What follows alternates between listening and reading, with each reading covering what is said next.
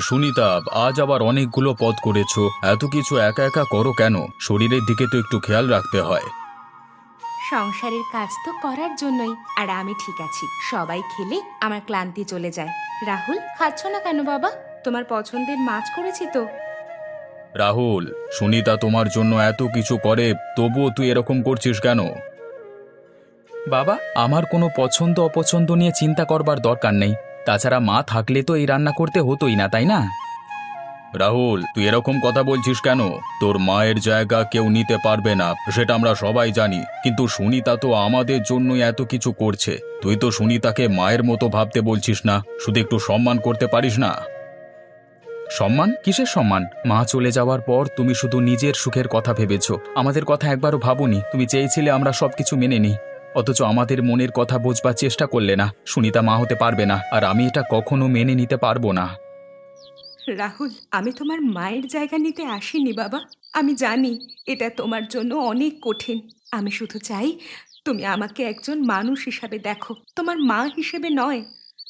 আমি তোমার জীবনে নতুন কিছু আনতে চাইনি। আমি শুধু তোমার বাবার সাথে থাকার চেষ্টা করছি, তোমাদেরও নিজের মনে করে ভালোবাসতে চাইছি বাবা।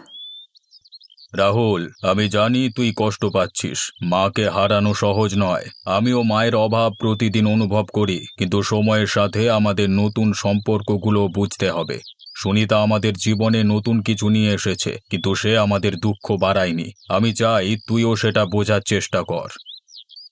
বাবা, আমি ছোট নই, আমি সবকিছু বুঝি। তুমি শুধু নিজের ভালো চেয়েছো, আর আমাদের কথা কখনো ভাবনি। তোমার কাছে সুনিতা হয়তো ভালো, কিন্তু আমার কাছে নয়। আমি আমার মাকে ফেরত চাই। দাদা, মায়ের জায়গা কেউ নিতে পারবে না, এটা আমরা সবাই জানি। কিন্তু সুনিতা মা আমাদের খারাপ কিছু করতে চান না। তুমি কেন এমন করছো? হ্যাঁ, তুমি ছোট রিমা, তুমি বুঝবে না। মায়ের অভাব বুঝতে গেলে তোমাকে বড় হতে হবে। আমি আর এসব মেনে নিতে পারছি না। তোমরা সবাই ঠিক আছো, কিন্তু আমি মা ছাড়া বাঁচতে পারছি না। রাহুল, আমি শুধু তোমার ভালো চাই। আমি জানি আমি তোমার মায়ের জায়গা নিতে পারবো না কোনোদিন। আমি শুধু চাই তুমি আমাকে একজন মানুষ হিসাবে দেখো, আমার ভালোবাসাটা বুঝতে পারো।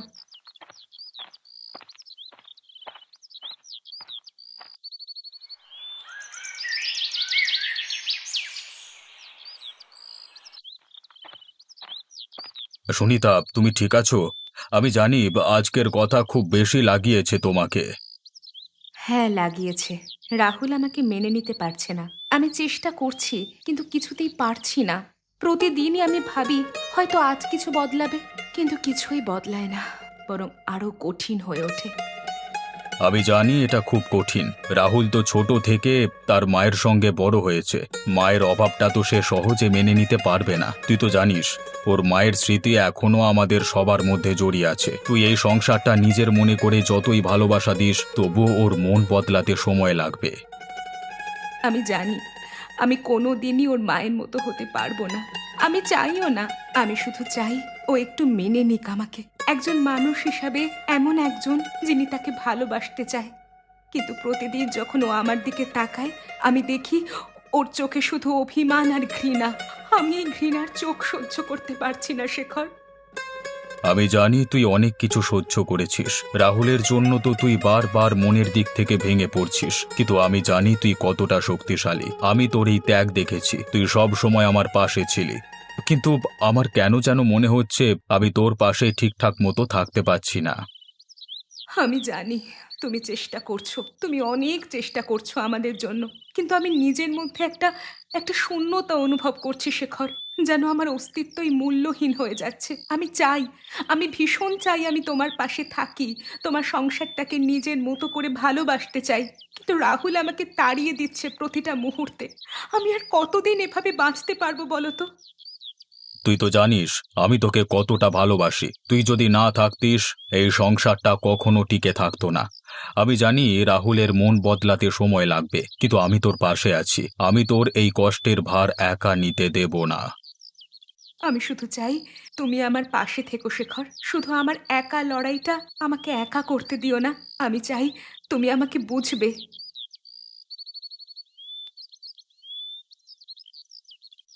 দাদা, আমি কি ভেতরে আসতে পারি? এখানে আসবার কি দরকার? তোর নিজের ঘর নেই? আমি শুধু তোমার সঙ্গে একটু কথা বলতে চেয়েছিলাম। তুমি তো আমার সাথে কখনো কথা বলো না। কথা বলবার কি খুব প্রয়োজন? তুই তো জানিস আমাদের সম্পর্কটা ঠিক নেই। সৎ বোন বলে তুই আলাদা কিছু পাবি না। আমি তো কখনো বলিনি যে আমি আলাদা কিছু চাই। আমি শুধু চাই তুমি আমাকে নিজের বোনের মতো দেখো। আমি অনেক চেষ্টা করছি, কিন্তু তুমি আমাকে একবারও সুযোগ দিচ্ছ না। শোন, আমি তোর কোনো দোষ দিচ্ছি না, কিন্তু তোর মা, সে আমার মায়ের জায়গা নিতে চায়। আমি এটা মেনে নিতে পারছি না। আমার মা কখনো তোমার মায়ের জায়গা নিতে চায়নি দাদা। তুমি কেন আমাকে বোঝো না? আমি শুধু তোমাকে একজন ভাই হিসেবে চাই। তোমার কাছ থেকে একটু ভালোবাসা চাই। তৃষা, এটা এতটা সহজ নয়। আমি চেষ্টা করছি, কিন্তু মায়ের অভাবটা এখনো আমাকে কষ্ট দিচ্ছে। আমি তোকে দোষ দিচ্ছি না, কিন্তু আমার মনের এই কষ্ট দূর করতে সময় লাগবে। আমি শুধু চাই তুমি আমাকে একবার মেনে নাও। আমি তোমাকে ভালোবাসতে চাই দাদা। আচ্ছা তুই বস, কথা বলবো, কিন্তু তোর সব কথায় বিশ্বাস করতে সময় লাগবে।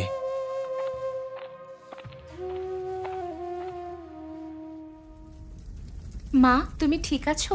আজকাল তোমাকে খুব চুপচাপ দেখছি। হ্যাঁ রিমা, ঠিক আছি। তুমি চিন্তা করো না মা, সংসারের কাজ নিয়ে একটু ব্যস্ত আছি, তাই হয়তো বেশি কথা বলতে পারছি না। মা, রাহুল দাদার সঙ্গে তোমার এই দূরত্বটা কি তোমায় খুব কষ্ট দেয়? আমি দেখছি তুমি অনেক চেষ্টা করছো, কিন্তু দাদা কিছুতেই মেনে নিতে পারছে না। হ্যাঁ রিমা, এটা সত্যি যে রাহুল আমাকে এখনো মেনে নিতে পারছে না। আমি চাই ও আমাকে অন্তত একজন সাধারণ মানুষ হিসাবে দেখুক, একজন সৎ মা নয়। আমি চেষ্টা করছি, কিন্তু কতটুকু পারবো জানি না। তুমি কখনো ভেবেছো হয়তো দাদার অভিমানটা এত সহজে মিটবে না? সে তো মায়ের অভাবটা সবচেয়ে বেশি অনুভব করে। আমি জানি রিমা, আমি নিজেও তো মা হতে পারিনি তোমাদের জন্য। তোমরা যে কষ্ট পাচ্ছ সেটা আমি বুঝি, কিন্তু আমি চাইছি রাহুল অন্তত আমাকে দূরে সরিয়ে না রাখুক। আমার ইচ্ছা শুধু এই যে তোমাদের জন্য একটু ভালো করতে পারি, তোমাদের ভালো রাখতে পারি। মা, তুমি তো আমাদের অনেক ভালোবাসো, কিন্তু আমি দাদার কষ্টটাও বুঝতে পারছি। আমি জানি সময় লাগবে, তুমি শুধু নিজেকে হারিয়ে ফেলো না প্লিজ। না রিমা, আমি নিজেকে হারাবো না। আমি জানি আমাদের পরিবারের এই ভাঙনের সময়টা হয়তো একদিন শেষ হবে। ততদিন আমি চেষ্টা চালিয়ে যাব, তোমাদের জন্য, শেখরের জন্য।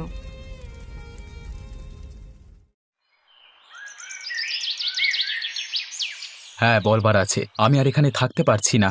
আমি এই ভাঙা সংসারে থাকতে চাই না। বাবার সংসারে, কিন্তু মায়ের সংসারে না। তুমি যে সিদ্ধান্ত নিয়েছো সেটা আমি মেনে নিতে পারছি না।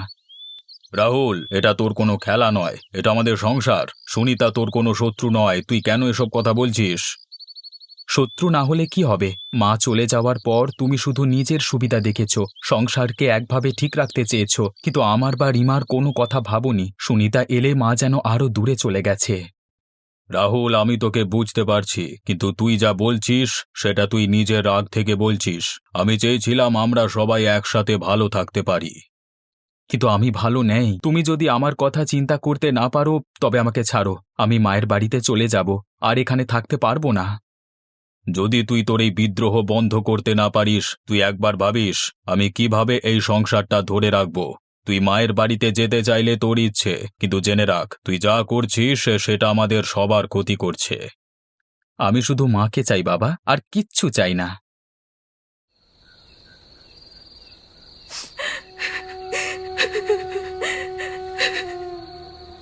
মা, তুমি কান্না করছো?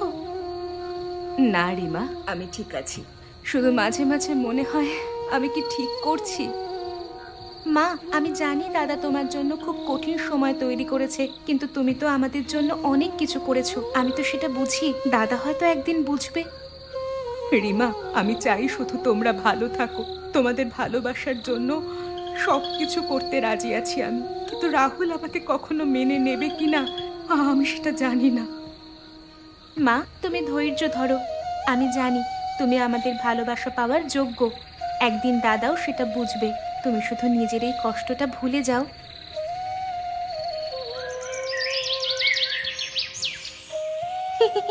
দাদা, একটু খেলবেন? আমি চাই তোমার সঙ্গে এক দল হয়ে খেলি। কেন? আমি তো আর ছোট বাচ্চা নই। দাদা, কিন্তু তৃষা তো আমাদের বোন। আমরা একসাথে খেললে অনেক মজা হবে। দাদা, আমি শুধু চাই তুমি আমার সঙ্গে থাকো। আমি জানি তুমি এখনো দুঃখে আছো, কিন্তু আমি তোমার পাশে থাকতে চাই। তুমি কি সত্যিই মনে করো আমি তোমার সঙ্গে খেলতে পারবো? হ্যাঁ, আমরা একসাথে খেললে তুমি একটু খুশি হতে পারো। আমি চাই তুমি হাসো দাদা। ঠিক আছে তৃষা, আমি খেলবো, কিন্তু মনে রেখো আমি সহজে মেনে নিতে পারবো না। হুররে! আমরা আজ একটা দারুণ খেলা খেলবো।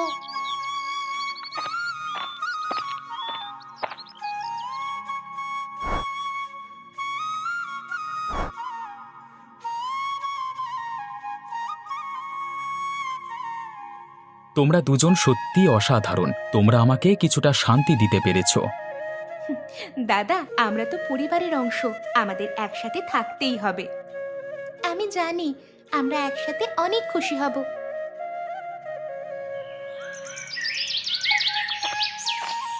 মা, আমি মানে সুনিতা মা, আমি কি তোমার সঙ্গে একটু কথা বলতে পারি?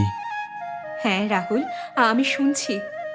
আমি জানি আমি অনেক ভুল করেছি, তুমি আমার জন্য অনেক কিছু করেছো, অথচ আমি সব সময় তোমাকে অসম্মান করেছি, আমার কষ্টের জন্য তোমার উপর রাগ করেছি, কিন্তু কিন্তু এখন বুঝতে পারছি তুমি আমাদের জন্য কতটা ত্যাগ স্বীকার করেছো। রাহুল, আমি কখনো চাইনি তুমি আমাকে মেনে নাও, কিন্তু আমি চাই তোমরা সুখী হও। আমি জানি মা হওয়ার মতো কিছুই নয়, কিন্তু আমি তোমাদের মঙ্গল চাই। তুমি যদি মনে করো আমি তোমাদের জীবনে একজন বিরক্তিকর মানুষ, তা আমি মেনে নিতে প্রস্তুত। সুনিতা মা, আমি আসলে তোমাকে দেখতে পাইনি, আমি সব সময় মনে করেছি তুমি আমার মায়ের জায়গা নিতে চাইছো, কিন্তু সত্যি তুমি তো আমাদের জীবনে নতুন কিছু আনতে চাচ্ছ। হ্যাঁ, আমি তোমার কাছে কোনো কিচ্ছু দাবি করতে আসিনি রাহুল, আমি শুধু চাই তোমাদের সঙ্গে থাকতে। যদি তুমি আমাকে একজন বন্ধু হিসাবে মেনে নাও, তাহলে আমার সব কষ্ট লাঘব হবে। হ্যাঁ, আমি ক্ষমা চাইছি মা, আমি শুধু মাকে খুঁজে বেড়াচ্ছিলাম, কিন্তু আমি এখন বুঝতে পারছি আমি আর কাউকে পাশে না পেলে কিছুই মনে রাখে না। তুমি আমাদের জন্য অনেক কিছু করছো, আমি চেষ্টা করব তোমাকে মেনে নিতে।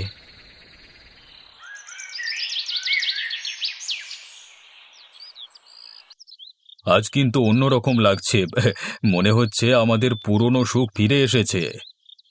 হ্যাঁ বাবা, আজ অনেক দিন পর আমরা সবাই একসাথে। হ্যাঁ, আজকে মনে হচ্ছে সবকিছু ঠিকঠাক আছে। আমি চাই আমাদের সংসারটি আবার পুরনো রূপে ফিরে আসুক। আমি শুধু চাই আমরা সবাই একসাথে থাকি, সুখে থাকি। তোমাদের সুখই আমার জন্য সব কিছু। মা, তুমি আজ কি রান্না করেছো? এত সুগন্ধি লাগছে। তোমার পছন্দের মাংসের ঝোল আর ভাত, আশা করি তোমাদের ভালো লাগবে। ও, আমি তো এখন থেকেই খেতে পারি। এই নতুন জীবন শুরু করবার সময় এসেছে। আমরা যদি একে অপরকে ভালোবাসি, তাহলে আমাদের সংসার আবার স্বর্ণালী হবে।